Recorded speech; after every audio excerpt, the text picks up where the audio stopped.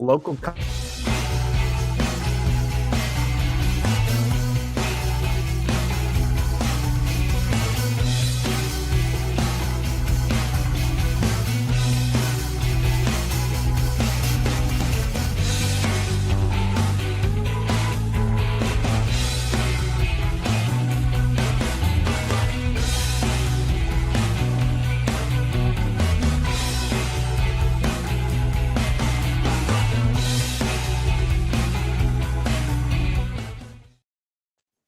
So the thing about doing a live show is that when somebody pre-populates the wrong intro video, you just run with it. Like that's just the thing. Well, I mean, apparently we have to teach Blake like to check his graphics beforehand, or maybe like give him more time after he gets the deck done to check that stuff. I'm making graphics. There's no time to check them. I'm making them right now. Right. He's literally building. Maybe if he had more time after to get the deck done beforehand, he'd be able to check that stuff. Yeah. This is, if you're joining us, this is the pre-show banter portion of Comic Industry Insiders Live, a weekly podcast where we talk about the comic book industry and all the things that happen behind the scenes, up to and including all of us torturing Blake on a near daily basis. We are putting together the show. Literally, this plane is being built as it's in the air. So, thank you for all of your patience and for joining us here once again. I'm just going to go around the room and introduce everybody so that when the audio eventually comes out, we can all hear your voices. So, clockwise, I don't know, clockwise will work. Let's do that. We'll end it with Joe. That's great. So clockwise from me, I'm seeing my co-host in this, the man from London, Ontario, Canada, proudly the Canuck, the Maple, the man, the myth, the legend, Mr. Brian Garside. Yeah, that was from this weekend. I should probably update that, eh? Hey, it's me. How's everyone doing? I got this like gruff, sexy, deep voice going on from some sort of sinus cold that I've had for far too long. Good. Kyle, our producer Kyle, the man who runs the XP, is hanging out in his car. He wanted to jump in and talk. I had to drive to buy a microphone. Oh, because apparently sometimes that's my job, is just go buy a microphone. Okay. Nice. What kind of microphone? Is it fun? It is a Shure GLX-D dual band wireless microphone. So a real microphone. Fun. And at my 6 o'clock, somebody who has no idea what they've gotten themselves into and is going to be doing an interview later on today, Chris from Raremark. Chris, welcome aboard, buddy. Hey everyone, how's it going? Super excited to chat. And Joe, we actually met at San Diego and had some beers, and you had an awesome panel. So I'm glad to catch up again. Yeah, man, it's good to see you. Yeah, right on. Mostly on mute because apparently the room tone in her room where she works is sounds like a jackhammer. I think this actually says a lot about her work. Maybe my right hand, Miss Megan Marsden. Hi, Megan. Hi. I'm not typing anything, so you shouldn't hear a cavalcade of horse hooves going through anything. I don't have the angry typing happening right now. Occasionally I don't know if he's ever been on this show, but Anthony Militano, who we work with, we used to, whenever we would have a conference call, we would always accuse him of doing performative typing because his keyboard was so loud. Like he was just like, all right, Anthony, we get it. You're working. Italian. It's being Italian. We type with feeling. We use our hands. Performance enhancing typing. I like it. Rapidly building our panel. Are we done yet, buddy? We're done, uploaded, and I'm reminding our social media that we're live. Yes, our very own. We made it. Mr. Buzz, Mr. Blake Morgan. Hi, buddy. How are you? Hi, everybody. Happy Tuesday. Whew. And if Brian is my Canuck brother and Megan is my right hand, I'm not sure which. I think I might be the right hand of Mr. Joseph Keating, right there in the middle. Hey, you're taking the What it's on the Brady Bunch? What was her name? That was always in the middle. What's Alice? Alice. Get that There you Alice go. position. Awesome. Well, we're about 9 minutes out from going live, and I just put up a new camera, which I realized as we're going live means I have to keep going like this to see my whole screen, which is not helpful. But we're 8 minutes live. Kyle, how did local comic shop day go, buddy? I don't remember. Brian probably remembers better. No, I'm kidding. It was one of the most rewarding things I've ever done in comics. I'll be real honest.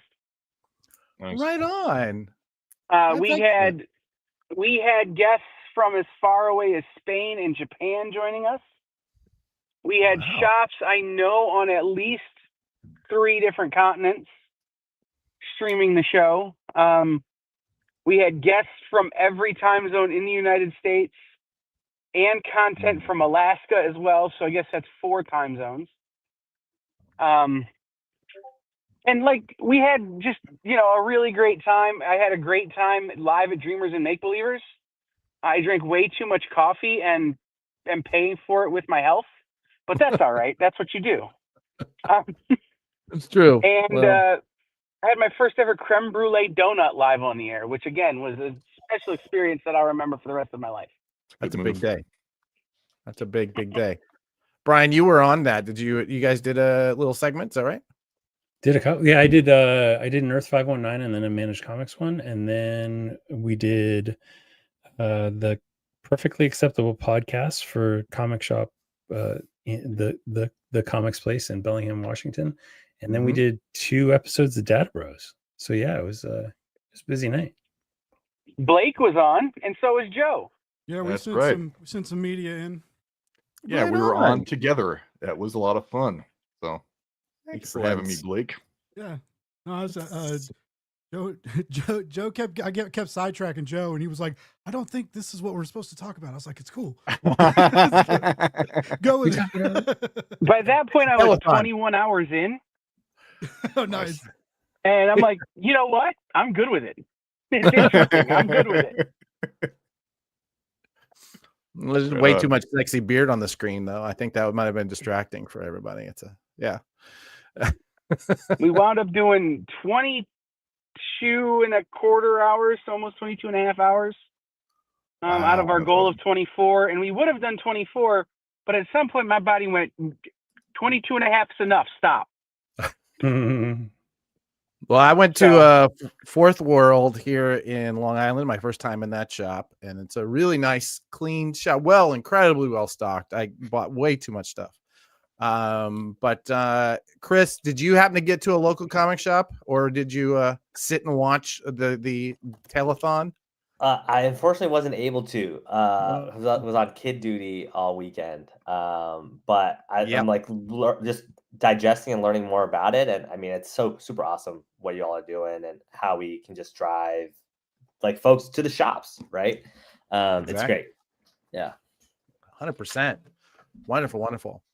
Awesome. Anybody else? Did anybody else spend any time at comic shops this weekend, or listening to 2 dudes with beards talk about anything but? I went to I went to one and got a giant. I got manga. I got they're reprinting the old Gundam manga in these like crazy hardcovers, and I saw it and I was like, oh no! I was gonna spend a couple bucks, and then I picked up Joe Pruitt's Viking Moon too, and posted it online to kiss some butt. I did not say a bad word. No, I did not.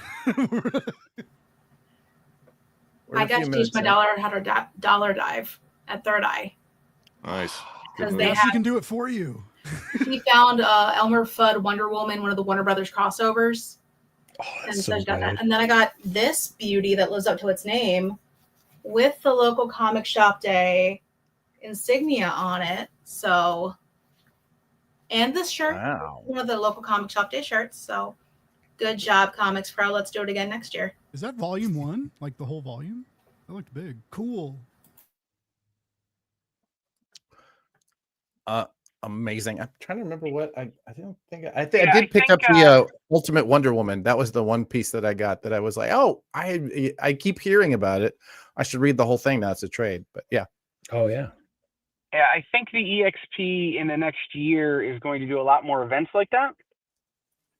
Not 24 hours because I don't want to die, but big events. Next year is the EXP's 5th anniversary. So we will be doing the EXP Expo for sure in January, which will be a massive multi-day event.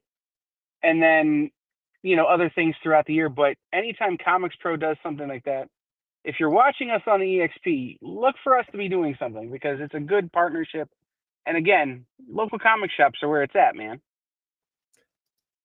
If you're watching us on the EXP or you're watching us on, let's see, we have like 3 YouTube channels, 3 Facebook channels, a LinkedIn, and a Twitch. If you're watching, we'd love to hear from you in the comments, just like our buddies Tommy and Jeremy, always in the comments. Thank you very much for being there.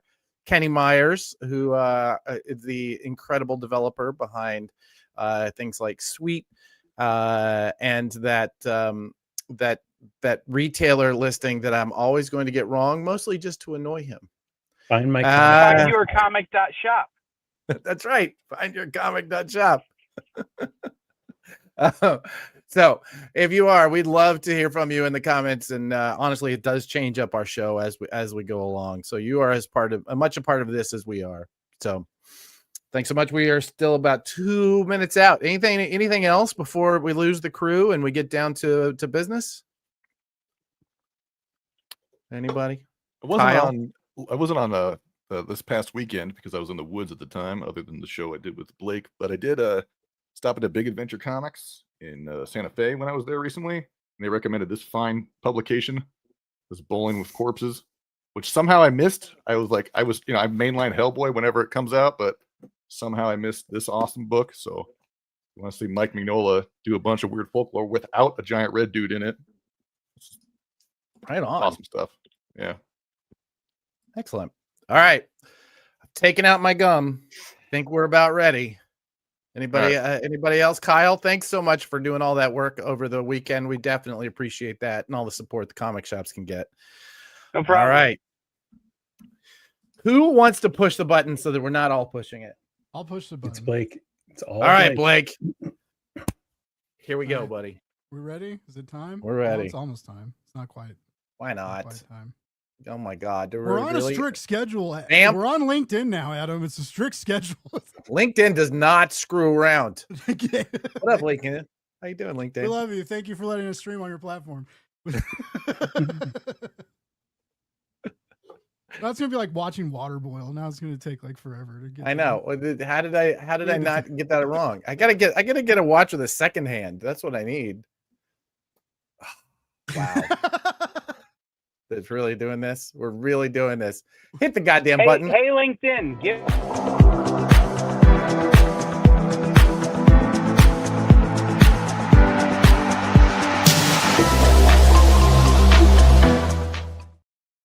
Welcome officially to Comic Industry Insiders Live, a weekly show, podcast, live streaming show. We are across 4 different platforms. Excuse me. We are all over the internet. I don't know how you would even log on without seeing us. I want to thank all of those of you who went out to local comic shop day over the weekend, and especially all of you who are also in the comments and probably ran a comic shop over local comic shop day. This podcast, this show, this web show of ours, we talk about the doings behind the scenes of the comic industry, and we try to dig deep on some of the things that are more important to people who run businesses inside of comics. My co-host, as always, the man who not only builds software for comic shops and other software, that's true, he also helps us build websites. He also runs his own retailer. I occasionally don't know when he sleeps. My favorite Canuck, Mr. Brian Garside. Brian, welcome to the screen, buddy. Yeah, thank you. Yeah, I stopped sleeping a while ago. I just found that it's a sucker's game. Like, what do you get done when you sleep? Nothing. It's like you sleep when you're dead, right? That's what we said back in the 80s. 67. I'm sure we were all just fine because we were going to sleep when we were dead. Yep. Anyway. Yeah, that will not come back to haunt us, I'm sure. I want to reach out and say special thanks to Blake Morgan, who, as always, is putting these things together at the last minute and running the ones and twos behind the scenes. Thank you, Blake. This week, we're talking about auctions. And I really love this particular image that he chose of this one guy ready to, I don't know, is he gonna bid on this piece of art that's like stuck in I'm not real sure. Anyway, why are we talking about auctions, Brian? Well, I happen to have the good fortune to get introduced to a gentleman that we'll be talking to very soon. And during our conversation, because I have a retail operation, I decided to install the application. And during that, I was like, this is really slick. It's really easy to use. And then I had an amazing outcome with that auction. And we'll talk about that later.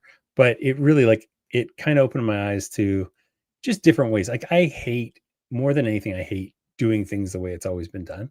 And so having options, having, more control and more kind of transparency into the entire process is super, super important. So yeah, it's this is going to be fun because I can actually show some numbers and things and show what happened after the thing, because it's been about a week now since I did this thing. Right on. All right. Well, I'm really looking forward to this, and I'm looking forward to our special guest. But before we get into that, I had a little bubble. I had to get rid of a bubble. We want to talk about the Prana Bullet. This is a weekly newsletter that we do through Prana DM, my company, where we help comics publishers, we help retailers, we help creators, we help basically everybody behind the scenes. Thank you. Thank you very much. The Prana Bubble. Yes.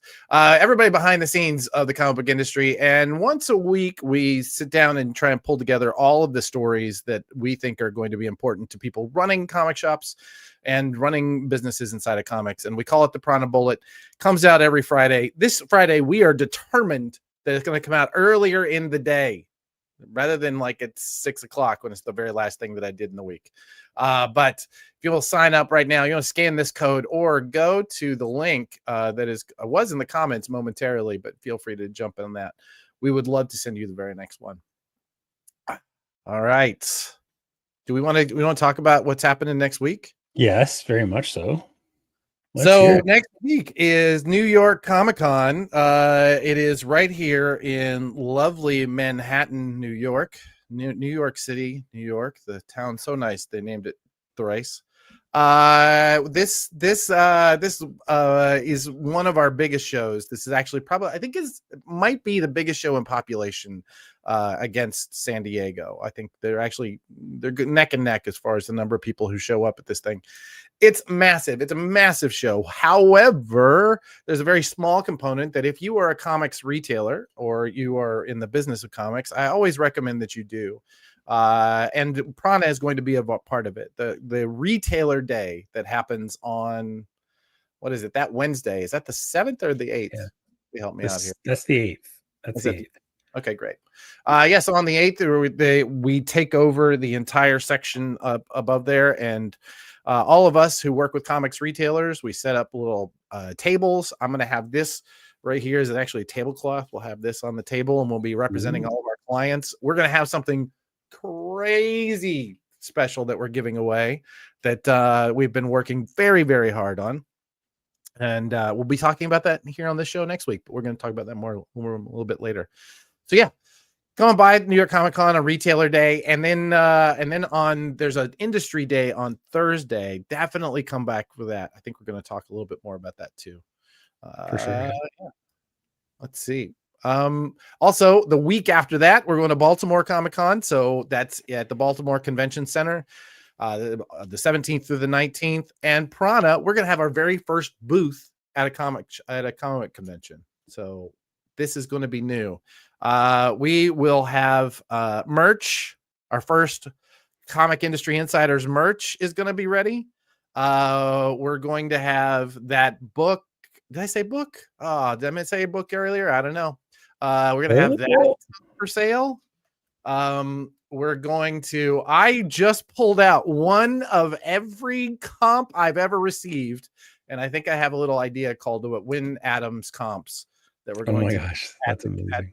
At the convention. So please come on by if you're in the Baltimore area. You'll get to meet me. You'll get to meet Megan. You get to meet Joe, who was on the screen earlier during the chatter. You get to meet the people at Recca. Man, I love that. Have you ever been to Baltimore? Me, yeah. Right? I was there probably 10 years ago. It was actually a computer conference back then. I was doing programming a lot, and so it was a Rails conf. And actually, I went to the Jeppy Museum and I saw an Orioles game. And it was a good day. Wow, that's a big day. Yeah, the Jeppy Museum. Yeah, back in the heyday. Yeah. Yep. Yeah. Well, it's Baltimore has changed a little bit over the years, but this convention is one of my favorites because it's really focused in on creators. Mark Nathan and his team, Mark and Shelly Nathan, I should say, their team, they do an incredible job of a convention that is both fan forward and creator forward. So publishers do well there as opposed to like other conventions that are really creator forward where publishers don't do well. So you see a lot of really great publishers are going to show up. And like I said, it'll be our first chance to kind of meet the public, as it were. That's exciting. So, yeah, That's I know. exciting. I'm really excited. All right. So what are we talking about today? Well, let's hit some headlines because there's a lot of stuff. Like at first, when you and I were talking about it, I was like, "Yeah, I don't know that a lot happened." But then we started looking through what happened last week, and some good stuff happened. So let's dive right in. Let's go. Oh yes, our friends at Image Comics announced that they are going to give the direct market 28 days ahead of the book market release on all of their graphic novels. This is actually remarkable because they they do so much business on Amazon and Barnes and Noble and the mass marketplaces that the idea that they're giving the direct market that full 4 weeks, I mean, it is remarkable, and it should be called out, and that's why we're calling it out. Good on you, Image. Good job in pulling this one out. Not just the direct market, but they're also saying digital will be 28 days later as well. So they're going to just do like a 28-day kind of blanket thing. Like comic shops will have a almost a 1 month head start on anybody else. That's pretty cool. That's incredible. That's really wonderful, especially in this day and age when they didn't really have to. The idea that they're doubling down on the comic shops, I think it just says everything you need to know about the current team over there. So good job, team. Good job. Yeah. Thank y'all. Thank y'all for doing that. Oh yeah. Comics Pro returning to Glendale. We're all going to get to go to California. Unless you still can't cross a border, but we'll see. I'm willing to make an exception for this one. I'm having super FOMO about not being in New York, but it's it's tough being a Canadian right now and trying to get into your country. So we'll see how it is. Shannon and I are already planning our chopped beef or chopped. Not chopped beef. We're getting sandwiches. Why can't I remember the name of that sandwich right now? It's something you get at the deli. Anybody in the comments? Is it called a chopped cheese? Is that right? Chopped cheese. God damn it. Thank you. Yeah. Anyway, cheese, we're already planning. He has this place all lined up. We're going out for chopped cheese. Oh, does he? Oh, yeah. Man, we tried to go last year, but the line was too long, and we all hung out so late that when none of us had any time. So since you're not coming, we're all going to get a good night's sleep. Wow, so I'm going to try, and if I do, then I'm going to focus on getting to more shops than I made it to last time. Although we made it to a good number, but this time I really got to get to Revenge of. And I don't think I made it to any of Ed's shops, so I should probably get to at least one Collector's Paradise. Yeah, I'm hoping to get to Ed's this year. I thought I was talking about New York. We're getting the chopped cheese. But no, I'm hoping this year to get over to see Ed's farm personally. I don't know. Ed Greenberg is a farmer apparently in his day job. But yeah, no, there's some really, really great shops there. Revenge of it's an incredible piece. We've been trying to do an interview with them for a while now, and I think we're going to get it lined up. If not soon, man. It's beautiful. It's just gorgeous. It's a gorgeous space. Yeah, for sure. So yes, if you are a comics publisher or you're a comics retailer, I definitely recommend Comics Pro's annual meeting. It is one of the highlights of the year.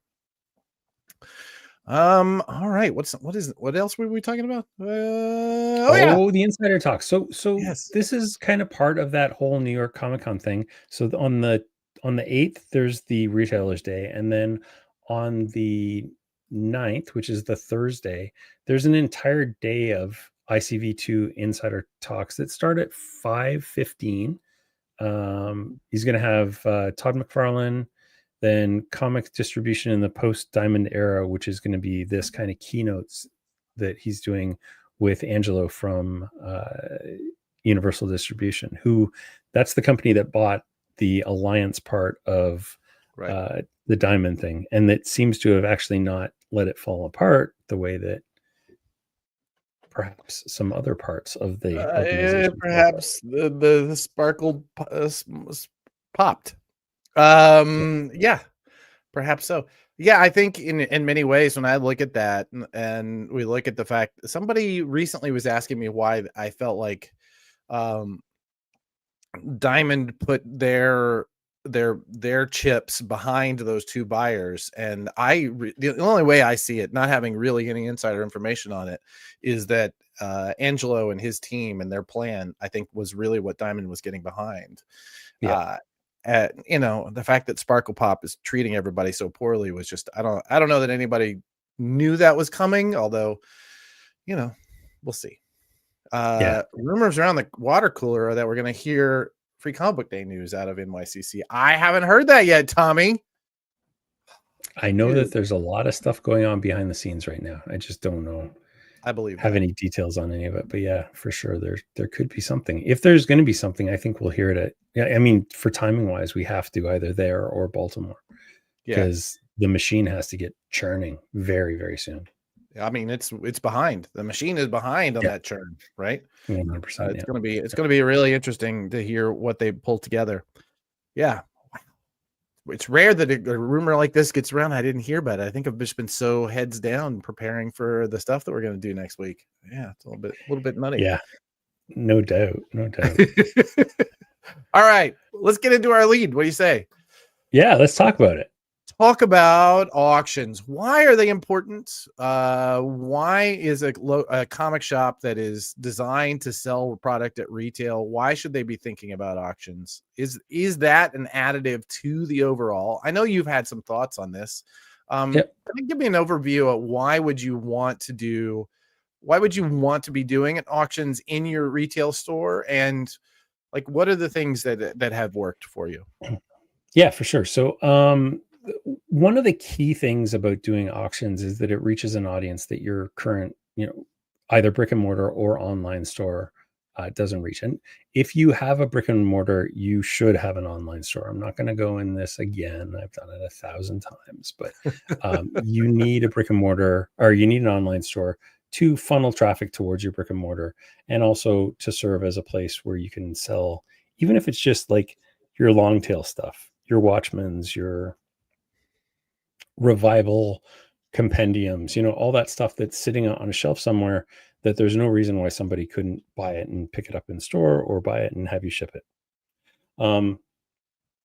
Where these things come in handy is this is a new audience that you may not have on your website. So eBay is really, really good at having an audience that is looking for the obscure. So if you're looking for something like a Frankenstein, an original printing of Marvel's Frankenstein by Bernie Wrightson, the place to find that would be eBay. And you may be able to find it on a website, but eBay is definitely going to have that kind of thing. eBay is also really great for auctions, especially if they're things that are like kind of hot and of the zeitgeist, because they've got a massive audience that is curated, that is looking for that stuff. We've got things like Whatnot, where you can do, live kind of stuff, and that has its own different audience that may be entirely different than your website or your brick and mortar. And then there's a bunch of other auction sites, Comic Link, Heritage Auctions. I forget that other one. Comics. What was that one called? Comic Connect. Yeah. And so all these are focused on different kind of areas of the market as well. Comic Link does really, and Comic Connect do really well with like original art and a lot of vintage stuff. There's also like, if you're a retailer, there's some really good deals on there. If you need, some bulk stuff, you can get really, really good deals on those two places. They've all got their pluses and minuses. One of the main minuses that I find is you don't know who you're dealing with. So with eBay in particular, I've got probably a 30% fail rate where somebody has flaked out, somebody has requested a refund because they didn't like the fact that there was a tiny dent in the upper right-hand corner that was available in the image, but for whatever reason, they're just way pickier than somebody that comes to your website. They're also anonymous. I've had a couple people that I've sold things to on eBay whose names were just like super suspicious, and I'm a little hesitant to send things out knowing that I could get a chargeback or something. So I don't love eBay personally. And since the tariff stuff has gotten so much more complicated, I've taken most of my eBay listings down because I don't want to deal with prepaid duties to the United States, and vice versa. You guys would have to deal with that for here. So I've just kind of pulled stuff down from that stuff. It's not fun right now. It just adds an extra layer. You're having to go through all of that though. What is the value of having auction, like just the auction format? Let's just deal with that idea. The style of, instead of putting a retail price on something, why are we auctioning it off? Yeah, for sure. So you don't always know what the value of a thing is. So a perfect example of this was the 1 in 50 Frank Miller variant of Deadpool Batman. I was going to put it on my website for $40. And after talking to our next guest, I did an auction on my website, and that auction saw a lot of activity and ended up going for, I think it was like $120. So I made 3 times what I was going to list it for. Zero extra effort. And in fact, it used my system. It used my billing platform. It used my shipping. Everything was through my website. So for me, it was like I knew the person who bought it. I knew all the people who bid because they were all customers of mine. And I didn't do a whole lot of promotion on this thing. So yeah, it's just really interesting to see that in action and to actually like go through that experience. And with no extra effort, I made 3 times what I would have made if I would have just posted it for $40. Sometimes you don't even know, like, is this thing worth $5? So you can post it at $5, and if it goes up to $15, $16, you've made more than what you would have made posting it just blind. Especially in a collectibles world, right? We're dealing with product that is collectible for a lot of people and is reading material for others. Exactly. I think really you said the word blind. So I think that anytime we have to get to talk about blind bags, I think that this part of it is what is pushing a lot of people both to live sales, which I think are an incredibly important part of a well-balanced comics business these days. But these blind bags are essentially changing the marketplace because of these auctions, right? I mean, we're seeing the box breaker culture that came out of, the trading cards and sports cards area where, they're opening, there is entertainment value in opening these things up. But I was telling you, watching Whatnot, the last week, or the week that the Batman books came out. Yeah, there was one channel that just kept showing it would show a Batman blind bag. There would be auctions. As soon as the auctions start, they opened it. That person got that book.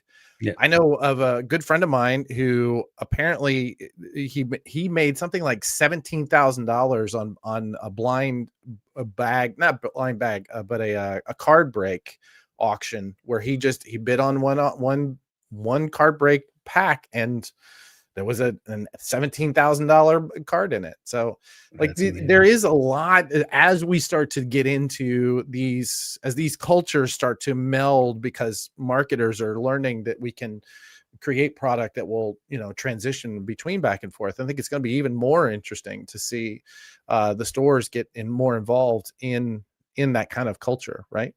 Mm-hmm. Yeah, for sure. Yeah. And like you said, like that is a whole other muscle that people don't necessarily have, the ability to go live, turn on, that kind of stuff, and go through the whole live process, auction it. Like, what does that fulfillment look like? All that stuff. So yeah, there's so much in this whole world, and it's pretty interesting to see as it kind of shapes up and changes constantly. And we can see that we can learn from how others are doing it in other collectible markets and other areas. We can be doing that. All right. Why don't you tell everybody about this week's guest? Yeah, for sure. So this is Chris Tung from Raremark. So Raremark is an online platform that has up until now been mostly focused on original art. And Chris will correct me when I'm inevitably wrong here. So they work a lot with artists like Frank Cho, Scotty Young, and their platform is kind of to offer these things up for sale on raremark.com. And then there's an auction component there. So they built a platform within Shopify that allows you to very, very simply and very quickly put an auction on your own website. It's super, super fast, super slick, and really, really easy to set up. So he reached out to me, and we had a couple really great chats so far. And yeah, let's bring him in. Chris, welcome to the show, buddy. Super excited. Thanks, guys. Excited to chat and hang out, talk comics. How much of that did I get right? 100%. Yeah, you nailed it. There we go. Look at that. Yeah, you nailed it. It's been a really, really great journey, and excited to chat more with you guys about it and just help more creators and retailers and publishers. Yeah. We've seen over the years, both in the podcast and in doing business, I've met a lot of people coming into comics from kind of a tech world, and they all kind of want to show their bona fides, but very rarely do we see an art wall behind them like you have here. Can you talk about some of the pieces you have here? But we definitely want to get into them, but I want to talk about what you've got here, man. Yeah, for sure. Thank you, Blake. So this one right here really started it all. That's a Jim Lee Batman sketch from 2007. He drew it for me the day of prom, and just I know everybody has an amazing story about how Jim Lee's awesome, but mine was, I was fifth in line. He drew sketches for the first 4 people. He said, "Hey, come back later at the end of the day, and I might be able to do something." And I said, "I have to go to prom like at 5." And he said, "Come back before you leave, and I'll see what I can do." And I ate lunch. I came back at 1. He saw a huge line, but he saw me. He motioned me to come over, and he just like drew the sketch, and it really started everything in my love of comic art and original art. Because I was a comics fan at the time. X-Men '92 was the first one I had with my dad. So that's that. This one up here is a fun one. That's Ron Swanson, done by Mike Choi, who of X23 fame.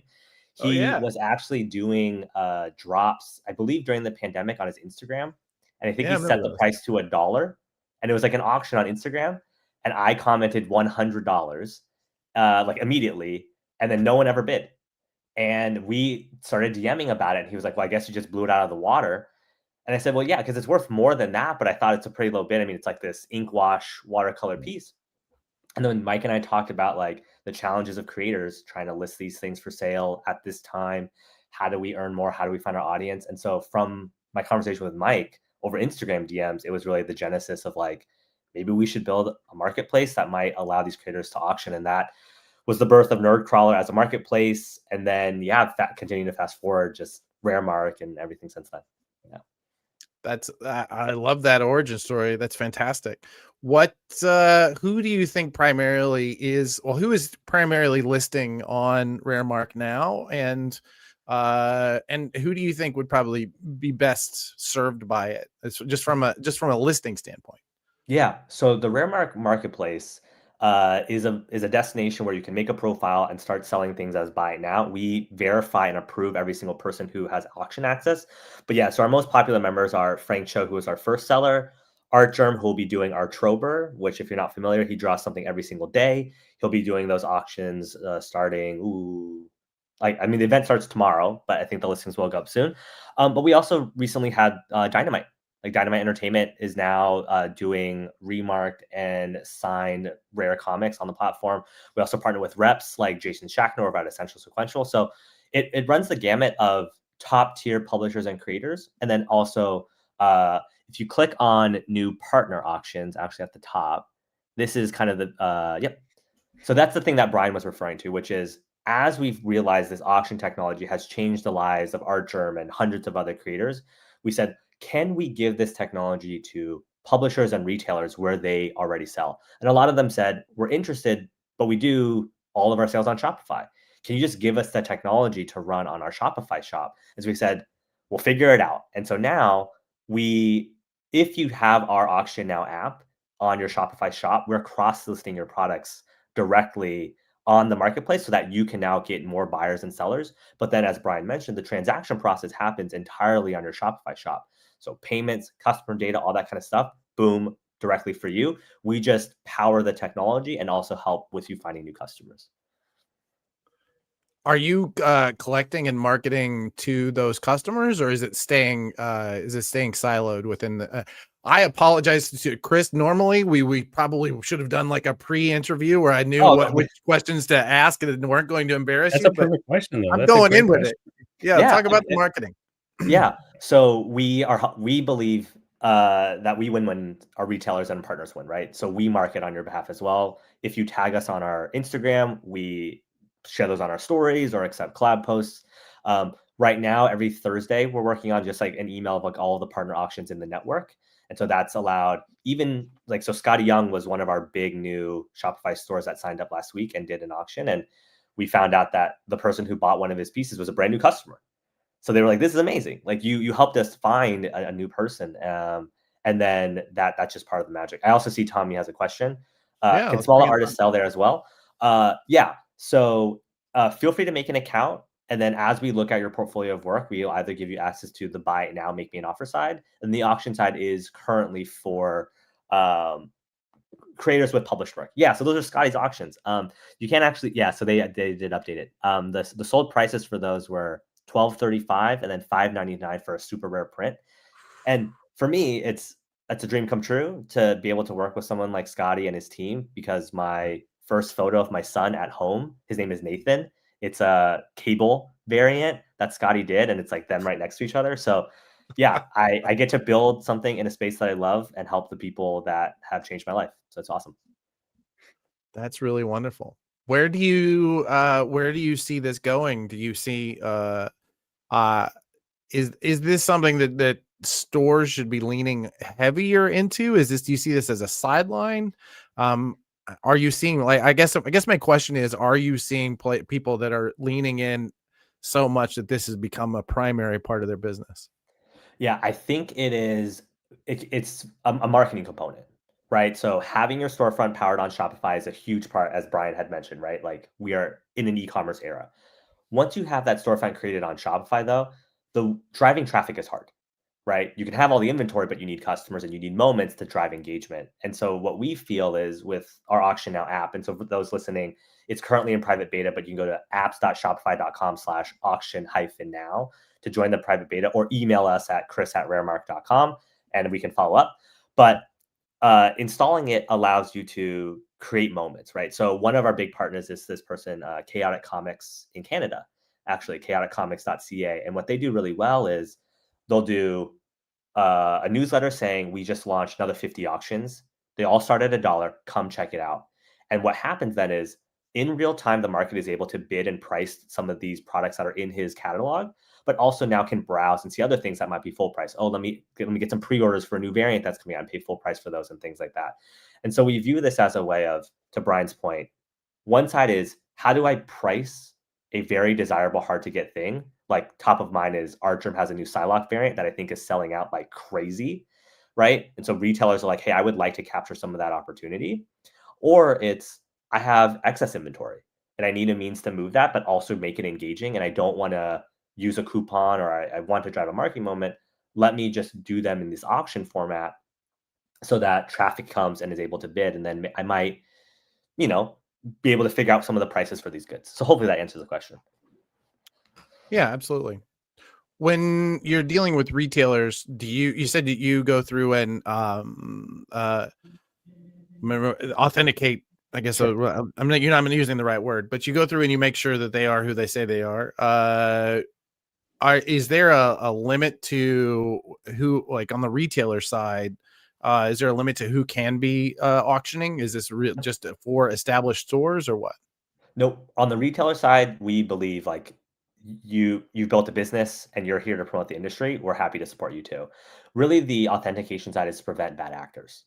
So what we've heard time and again is like on the Whatnot or eBay side, it's people who don't fulfill but take the money and run. There are all kinds of things like that happen where we really want to manually approve everyone and make sure they're a legitimate creator or business. Now, on the marketplace side, we do escrow the funds, which is actually an added value of security, right? So especially when you're buying a Frank Show sketch cover or something like that, we want to know that the buyer paid, received it, and it confirmed that it's good. Once that happens, we then release the funds, which it gives a lot of folks peace of mind compared to, you know, other platforms. Now on the like app side on your Shopify store, though, that is more like you're just using them as us as the auction collector, and we automate a bunch of emails. But then, as Brian mentioned, all the payments go through Shopify and all that stuff. Yeah. Interesting. Are you? So you're putting that money aside, right? You're putting that money in an escrow account. Does that include the shipping costs? Are the retailers they're paying that shipping cost and then getting paid later? Is that what's going on there? Am I understanding that correctly? On the marketplace side, we do hold the funds that are paid for the entirety of the transaction. If the buyer and seller agree to release any amount of the funds early, they can absolutely do that. Okay. And there's also things that we can automate in the flow of like, you know, Adam's buying from Brian and you're okay releasing, you know, the shipping part early. We can absolutely add those in the product as well. On the experience that Brian is using on the Shopify shop, though, that's just like buyer pays, buyer, you know, Brian now has the funds and he can ship it off. Yeah. Right. Awesome. And at that point, you're protected by all of Shopify's kind of built-in stuff that makes sure that you're a good actor. Yeah. Brian, can you talk about what your experiences have been so far? Yeah, they've been really, really good. Like, so I think I've done 3 auctions so far. Most stuff has sold to people I knew. One, so the Frank Miller actually sold to somebody that we hadn't ever had a relationship with before, but they bought a bunch of stuff since then. So it is definitely helping us find new people. And part of that is just because Shopify's SEO is super good. So if you're looking for something like this and you do just a Google search, it's going to be found. So I think that's kind of part of it. And then we have that whole kind of 7-day long tail to sell it rather than the buy it now, which would be, you know, the transaction happens and nobody else is coming to find that thing. So yeah, so far it's been really, really good. I'm going to use it a lot for like my 1 in 25s and just if I can get even cover price out of them a lot of the time, it's, you know, better than them sitting on my wall for 6 months. So yeah, I'm interested in seeing how those go as well. Yeah, and I'll just add, Brian, on that part, what we're seeing is when retailers and stores are using this as like building habit, right, with their customers is a really important part, right? So Wednesday is when new products drop, but that Chaotic Comics, for example, he's like every Monday, I'll say, this is my auction day. Now you can browse over the next 6 to 7 days. And it's just about training those customers, right? It's the same way that shops knew, great, like customers come every Wednesday to pick up product. That allows you some forecasting of your business, adding this as like a tool in your arsenal to say, we're going to have either some amazing items that are super rare, or maybe like the dollar bin, but now you can bid on anything in the dollar bin. Like all that becomes part of the opportunity for shops to earn more in, a time where like everyone needs to find online customers, right? Like we talked, Yeah. Sure. Have you noticed any other best practices of the stores that are doing well? I think the stores that do well are the ones who know, like, approach it as a marketing problem or opportunity as well, right? So making the listings is part of it, but then having a presence on Instagram and saying, hey, we're here, tagging us. So we have 700-800 followers now and continuing to grow, and being able to capture that audience by tagging us is really important. I think there's that phrase, what is it? Field of Dreams. If you build it, they will come. The sad truth is they don't come. It's like you have to build it and then tell people about it to come. But if you do that, have promote it. What we are trying to also do on our side is be that partner to our retailers and our partners. And so one of the big things is, can we automatically create little share cards for your Instagram? Can we give you the HTML for your emails to just drop into, your MailChimps or whatever you might use? Because we believe that like, if we can make a lot of that stuff easier for you all, then that means you can focus on like what you actually want to do, which is like, building your brand, finding your customers, doing these podcasts, right? If Brian doesn't have to send emails because we automate them for him, that's great, right? So that's also what we're looking into. Brian, since Managed Comics interacts directly with Shopify and Raremark interacts directly, are there some integrations there that for the shops that are on the Managed Comics side? Either one. Well, yeah, for sure. And part of that is just like Managed Comics creates the actual listing with all the metadata. So this metadata is super, super important. That that is the stuff that Google is searching off of. So stores that are using Managed Comics are going to outrank stores that aren't using Managed Comics for the actual listing, just because our data is so good. And then from there, it's very, very simple to change this from a product into an auctioned product. Like literally it's 3 clicks. So once you've got the data for the book in, then creating the auction is super, super easy. I mean, I can tell you just from my own history as a retailer, it's been 15 years since I did what you are doing. But just that the slog of trying to list through eBay or Amazon at the time, right, was just such just horrible. Yeah. I'm so glad that 3 clicks, that's the sexiest part of this so far, frankly. For sure. And one of the things that we added based off of feedback from a retailer was, well, first, we allow you to just select many listings all at once and then turn those into auctions very fast. One of the asks was, if I set the start price to be $1 and the end time to be 7 days from now, just give me a button to make that for all of the things I'm about to create. So we did that, and that's already live. The next one that they asked was, can I just search in the app and then click check all to turn them all into auctions? So you pair the two together. And it's like, so because someone was like, I want to auction 1,000 comics in my inventory. And we were like, okay, check all button, start price, end time, click that button, go, make 1,000 auctions. Like, we recognize you're all very busy. And so how do we just make that easier is a really big part of it for us. Yeah. TJ comes with a really interesting question. What kind of data on the items and sales do you keep for market valuation? Well, I mean, these days, we no longer need price guides because we have auction sites, right? We have eBay.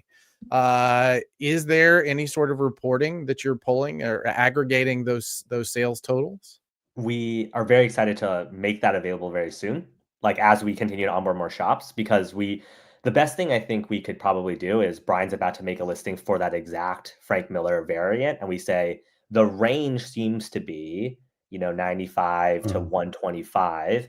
And the favorable starting prices seem to be, 20 to 50, whatever it may be, right? We're not there yet, but we're excited to make all that stuff available as we continue to partner with more stores.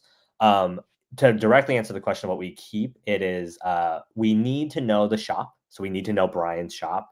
We need to know the auction that he created, which is just the title, really, and then his starting price, end time, and then we have the bids as well. So our big belief is like, let's just keep what is absolutely vital in order for Brian to run his business. We don't want to keep any like what we would call in tech like PII, right? Like personally identifiable information. Like we don't have any of that stuff. Oh wow! Other than like an email and a shop, right? But we try to limit as much as possible because we also recognize privacy is super important. That's 100%. Another really good thing about Shopify is that like as vendors, as app developers, we're very much bound by their terms and conditions. And one of them is that you are supposed to accept as little personally identifying information as you possibly can with the end customers. And you have to give them pretty good reasons why you're have information, including email address, first name, last name, and address. So yeah, it's you're under a lot of protection under that Shopify umbrella that you're not necessarily under for just any other app. Yeah, true, very true. That's wonderful. One of the questions that came up, this is you talked a lot about marketing here, and so let's get into a marketing question about your company individually. Is Raremark the not the first name that you used for marketing this, right? No. Was there a shift at some point? Correct. Yeah. So Nerdcrawler was what I like originally named the business as. And the origin of that name is actually in 2022, I believe is when I started it. I built a web crawler. And so that was the original thing. So it was a web crawler that would check Greg Capullo's site, Scotty Young's, Paul Smith, and maybe like 10 other comic artists that I really followed because they would do these random drops. And I was like, I would like to be notified so I could try to buy something. And a friend who's a better engineer was like, well, I already built one for a PS5. Like you could do this for your shop. So I figured out how to code that with Ruby on Rails. And it kind of worked. Like I was able to pick up a couple things. And so then I made it available to the comic art collector community and that grew. But then what I saw happen was Steve Morger of Big Wow Comics or Big Wow Art and his Frank Show's art rep was auctioning something on Facebook actually for the Hawaii fires that happened back then. Okay. And he would ask you to email him the bid. And then he would go to Facebook and tell you what the current bid was. And you'd have to like go back and forth between these two things. So I was like, there's got to be a better way. And so I emailed him and I was like, would you be interested? And look, it was an Adam Hughes auction. And I knew I wasn't going to win it because the starting bid was like 1,000. And I knew it was going to be like many thousand. So I sent him a bid of like $1,010. But then at the bottom, I was like, would you be interested in a better way to auction and sell this? And he said, you've been outbid. And yes, I would be interested. And that really set the tone of like sprint in 7 days. I built the fundamental basics and then we kept building. And then as Nerdcrawler, the marketplace got bigger, we just realized like the name didn't work anymore. And so that's when we rebranded to Raremark in May. None of my business, but always interesting to know is has Raremark, has it been bootstrapped by you and your team, or do you have like a bunch of investors behind the scenes, or what does that look like for you? Yeah, I bootstrapped it for the first like year and a half, and while I was working a full-time job, and then I received funding to join an accelerator, the Launch Accelerator actually, which is led by Jason Calacanis, who was an early investor in like Uber and Calm and Robinhood. And I, working in tech, I was like, I've wanted to kind of take a swing at this. I'd worked at Comixology actually from 2012 to 15 and got to see that exit. And I was like, maybe this is a chance to like build a company and team and culture that like I'm really proud of. So I went full time, and then we've raised a little bit since then from a couple of other investors. But yeah, it gives us the opportunity to have a team. And so actually in the beginning it was just me, but now I have my co-founder Jacob, who is actually the lead behind the Shopify app. We have John on marketing, who actually came to us from CGC. And so we can actually hire folks, and yeah, it's been really great. Yeah. That's really wonderful. Well, more power to you. I think we've seen this year, especially, we've seen some really incredible, passionate people come into our space and build assets like yours for this marketplace, and I cannot get enough of it. And it looks like you're really making a difference for a lot of retailers. So thank you. Please do keep it up. Is there anything that we haven't talked about that you want to make sure that that our audience hears? Yeah, I would just say that right now you can't actually find the app because it's in private beta, the Shopify app. We're working with folks like Brian to make sure it's right before we make it available to the public. But if you are interested in it, the website is apps.shopify.com/auction-now. Or if you don't remember that entire mouthful, just email me at chris@raremark.com. And we'll get you set up. We really just want to work with as many folks as possible to help you all with our technology, right? And being able to say that Brian and Scotty Young and 25 to 30 other stores are now using it. It's been an absolute privilege to partner with them, and we're just looking to work with more folks. Awesome. If there's an Auction Now website. Are we allowed to say what that is? Oh yeah, because auctionnow.ai is an easy way for people to just like pull up and book a demo or join the waitlist. Yeah. And yeah, I guess I can add like the reason why it's the auctionnow.ai. I don't know, like there's news yesterday actually where OpenAI and Shopify announced a huge partnership where they're moving into a world where through ChatGPT, you can say, I'm looking for, Frank Miller Batman comics, and they will just show you Shopify listings that you can just buy directly from Brian's shop, and all the dollars go to him. And so we think that the opportunity is like, let's get it right for the shops, then also allow you guys to just run those through the future. Because man, we are living in a crazy time, science fiction future right now. We definitely are, and that is definitely the you talked about SEO. I mean, what is it now? It's called then when you're trying to SEO for AI, it's got a whole new brand name. But like that now, the search is completely changed, hasn't it? Yeah. Chris, if you will drop the link, if you go ahead and write out that link and put it into our private chat, we'll make sure that it goes into all the different channels. TJ. Yeah, the private private chat. There you go. I see it. Cool. TJ's question. API functionality public data. Absolutely. Yes. TJ, that's an awesome question. So we think there's a really big opportunity for us to make some of those insights anonymized but available so that retailers and publishers can have access to this data to say, okay, that Frank Miller is moving at this amount, right? The other thing that we're excited about is allowing developers to build on top of it.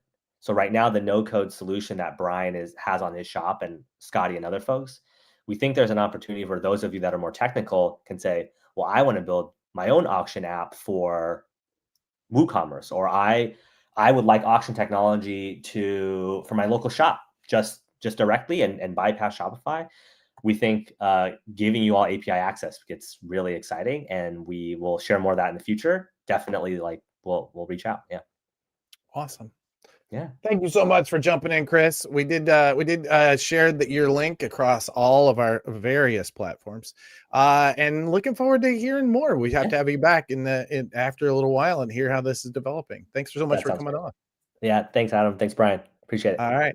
Thank you, buddy. Okay. I think we have a few things here to promote here at the end. If you don't, as per usual, we do. When you're working with a publisher like Rekka Comics, it's nice to have somebody who wants to do direct to consumer, but also push people into comic shops. That's what we've done here with this Kickstarter. This Kickstarter has been a dream to work on because only 3 days left. Yes. Thank you, Blake, for reminding me. This one has been a dream to work on because every tier, beginning with the $25 tier, if you spend $25 on this, you're going to get a $25 gift certificate at the comic shop of your choice.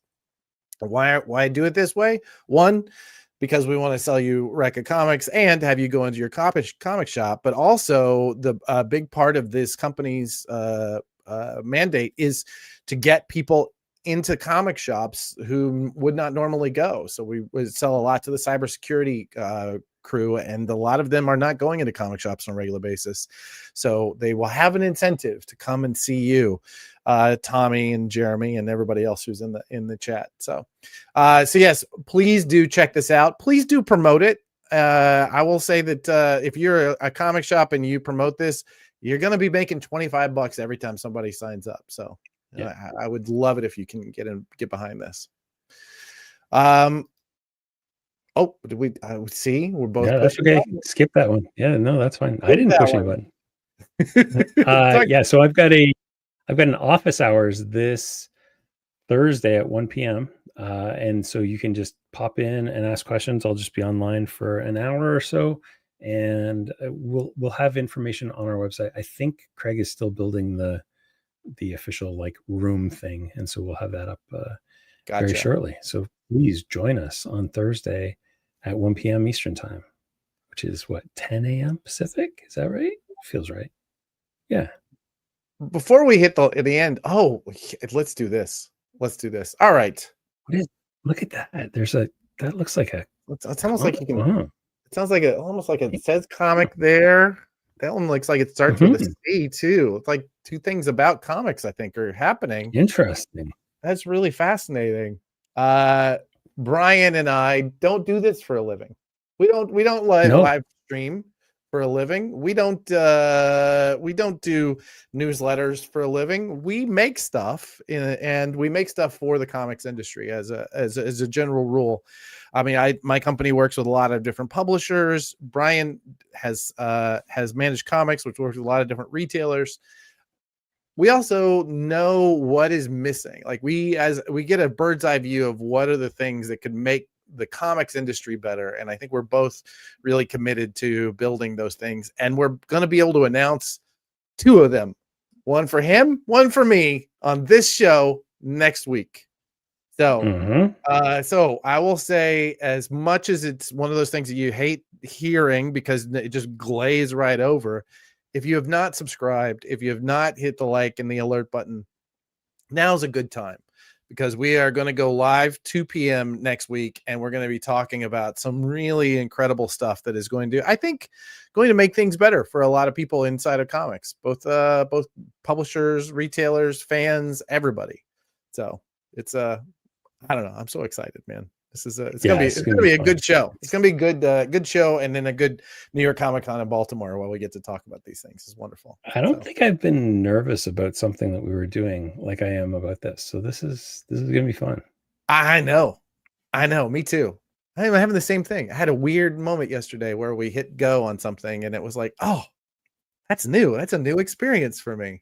Yeah. I'm really excited, and it was fun. I mean, I can feel Chris from Raremark. I feel that energy of, oh yeah, this is something big. This is something big that we built. So it's good stuff coming up. I think we're running a bit early, by the way. If anybody has any questions they want, we probably will jam out a little bit earlier than usual. But before then, please do subscribe to the Prana Bullet. Please do check us out tomorrow. We're going to be dropping on Thursday a new podcast, Comic Industry Insiders, and it's one I'm really looking forward to showing everybody.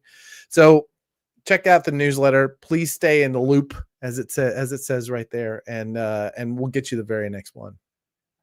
Awesome. And don't forget to visit pranadm.com, where you can find the link to the newsletter and the exciting things that Adam's doing. I'm sure that sometime next week there will be a landing page for this new big thing.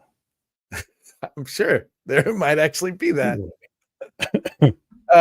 Great question, Jeremy. I think the last we heard is they're not allowed to sell any more of the product, and the people are still fighting to get their product back. As beyond that, man, everybody I knew who was there is gone. So I'm with you. I'm just like waiting for the next headline. It's a very strange time. There was an article I read recently that like detailed the number of employees at Image or at Diamond, and by like July there was 0. So I guess they probably have moved to whatever new organization they're under, but there's nowhere there. Basically, from what I hear, I mean, everybody who was ready to go left early. Everybody who was ready to transition to things like Universal, right? They left when that happened. It's and everybody who was left was just kind of waiting, waiting to turn the lights out. I don't know. I hope that they got taken care of on their way out. But just based on how those people are acting, I would be surprised to hear that they were. It's a crazy time. I feel for everybody who has kind of waited for that sword to fall on them. And I feel most for those publishers who have just been locked up, we had an interview with Eric Reynolds from Fantagraphics. I'm not sure when that we're going to drop that one, but he was talking through what the effect that this has had on their company. And I just feel for them so much, because you make partnerships and you make relationships and you feel like those are going to last you a career, and they are, but those people are going to go somewhere else. And so if you're not careful, man, you can really get bound up. Yeah. Anyway. Well, and not to mention just the financial side of it. Like, I've had a couple of clients in the past go bankrupt, and it's really, really hurt in a couple of cases. And you're never going to see that money, even though there's talk that you'll see that money. So you basically have to act as though that money doesn't exist. Yeah. But yeah, it can be devastating. I can't even imagine, some of these smaller guys where $20,000-$50,000 is the difference between keeping the lights on and turning the lights off. And that sucks. It really does. And beyond that, that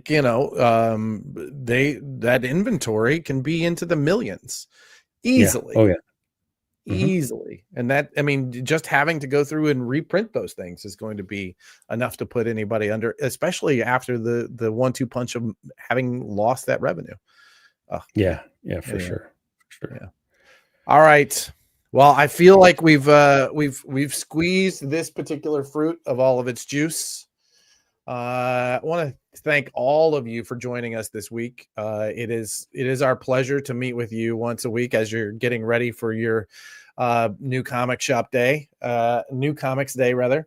And I want to thank the Experience for helping us out with this platform and for doing their big thing for local comic shop day. The fact that they're so supportive of comic shops is something that we do appreciate completely. And thank all of you, because frankly, if the comics industry goes away tomorrow, Brian and I don't know what I will end up doing.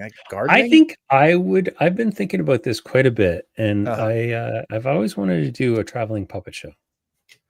Traveling puppet show. I know people who do that, traveling puppet shows. That's actually fun. Fred Van Linte's sister Gretchen does that.